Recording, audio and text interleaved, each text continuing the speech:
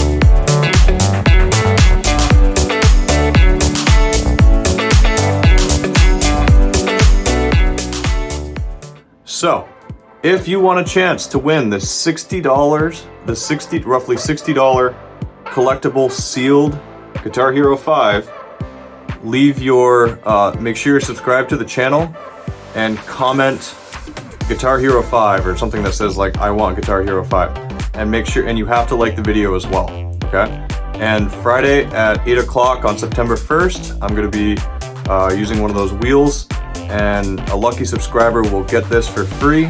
I will pay the shipping, so all you will have to do is send me a private email if you're the one who wins, and I'll get this shipped out to you probably that following Monday, okay? So please subscribe, like, and we definitely reached our goal of getting 100 subscribers by the end of the month, and this is my little thank you. So for now, my goal is to get to 250 subscribers by the end of September. I know that sounds like a lot, but if we can do it, I'll be doing another giveaway. So thank you all. Please share, please like, and please remember that this is Gravy Flips, where we flip furniture, collectibles, and video games in order to earn that gravy, or as you call it, or as we all call it, profit. Thanks again for joining me, and here's a description of today's purchases. Okay, everybody. And welcome to the part of the video where I talk about different things to be on the lookout for when you're buying video games, and when I talk about the different values of each item. I haven't been buying as much over the past 2 days because I finally started teacher in service, which means teachers are back in session, so summer 2023 is officially over. It also is taking away from my ability to drive around and buy things because I'm trying to build a community by putting up videos for you guys to learn how to buy and sell things locally and on Marketplace so that you can actually get out and help make some of your financial dreams take place, or simply just to build your collection. Okay, so I'm gonna tell you about these two transactions that I've done over the past 2 days. Yesterday I mainly spent picking up some furniture, but today and yesterday were really the days that I got some good purchases. Okay, so to start, this Switch OLED, I paid $220 for this entire Switch bundle here, and it's probably one of the best Switches I've seen in terms of condition. The guy has a really nice protector on it and everything. It's an adult-owned condition. It's very nice. You can tell kids didn't really use this much. I really can't see anything wrong with it. But I paid $220 for all this. and found some surprises on the inside, which sometimes happens. But right now, normal Switches are selling for about 180. I can't really get more than that for them online. And the 180 is like with free shipping. So you might get lucky and get 190, but normal Switches are going for 180 roughly. So you can't really pay that much for them. And I'm seeing that these Switch OLEDs are going for about 260 to 270 in the used condition. So I paid 220 for all this, and I think that by having the box, having this, the dock and everything, I can get an easy 270, which would pay for the whole purchase just about, and actually make me net about $20 on just the console. Okay, so things to be on the lookout for when you're buying Switch bundles. Okay, you don't want to pay more than $200 $220 for the console unless there's games, right? I'm seeing that I'm going to make about $100 $120 in profit, and I'll tell you why. Each one of these games sells for about $30 $40. This really cool Mario Kart case here that came with it is in really good condition. This you can get for about $20 for it. These really nice large Switch cases that come with like pouches and stuff for you to store things and to store the dock. These can sell for about $20 to $30 because they're really big. Here's my full-size hand right here. But what you really want to be on the lookout for are these little memory cards here. Okay? And the Switch itself normally comes with about it comes with 32 or 64 gigs. I think it's 32. But people buy these little external memory drives for the Switch, and you can only get about $15 to $20 for each of these. So here's an additional $60 right here. So I actually might be able to net closer to about $150 when all is said and done, after I sell the console and each one of these separately and get some money for this. So I'm pretty optimistic about this. And then the other side of the coin is this large transaction I did over here. And this is another buyer, and I really do try to get 50%. I really do try to pay 50% for things that are worth it. You know, over here in the corner, you can see some games that aren't necessarily like your top quality ones, but I paid $250 for all this here. I price charted it all, and it was pretty close to about $600 in value. I had to drive an hour to pick it up, so I offered the guy about $250. I would have offered him $300, but I had to drive an hour and take a ferry to pick it up. And some games that were really worth it was one of my favorite games of all time. This is a game that I really hope they someday make an official third one to. You know, they've made all these Paper Marios in the past, but nothing can compare to the original Paper Mario and the Thousand-Year Door, because the plot and everything is amazing. The play style is fantastic. If you guys haven't played a game called Bug Fables, then do so. It's a game that came out within the past 4 years that actually borrowed the play style of the Thousand-Year Door, which a lot of people consider the pinnacle of the Paper Mario series. So check out Bug Fables if you haven't. Another game I really enjoy, this is about a $20 game, but this game here is, I'm actually going to be keeping it personally because I'm going to replay it. This is one of the only official Dragon Ball Z couch co-op games, and this game came out for the PS2, the Xbox, and the Gamecube, and it says on here somewhere that it's 1 to 2 player. Yeah. This game is actually a 2-player simultaneous play, which means that you and a friend can play through the entire Dragon Ball Z saga from beginning to end, from the Frieza all the way past the Cell.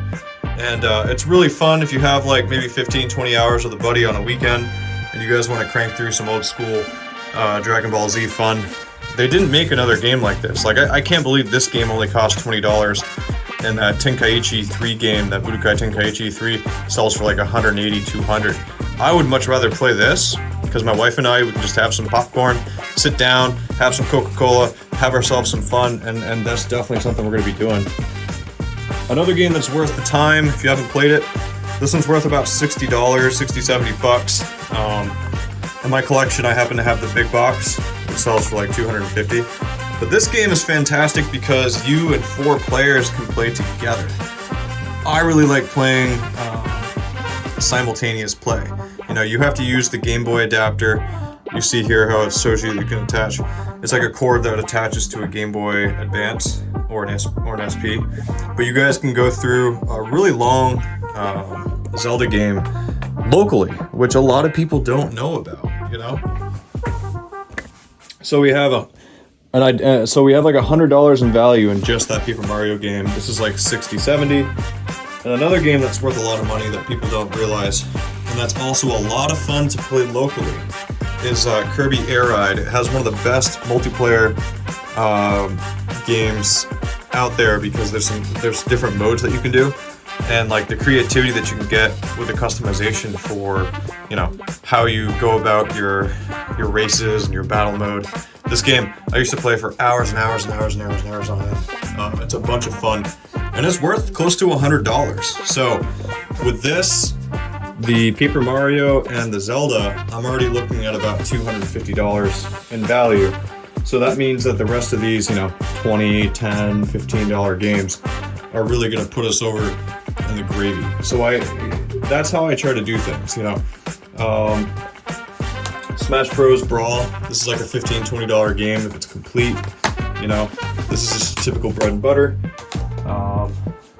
Castlevania Judgment is another really fun. It's a game that you don't really see that often, you know.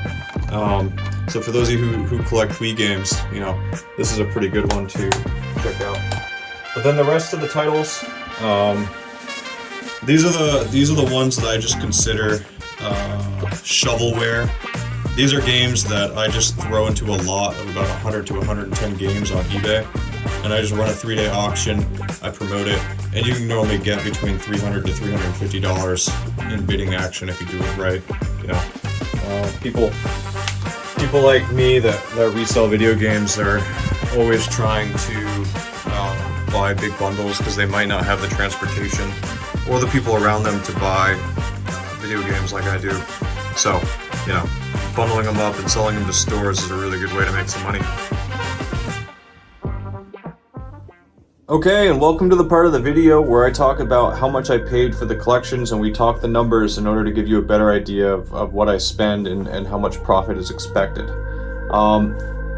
Turns out that we are actually at 117 subscribers. I just sat down and checked this. So don't forget, as my thank you for us reaching our goal of 100, I will be giving this sealed Guitar Hero 5 for the PS3 to a subscriber who comments below Guitar Hero 5.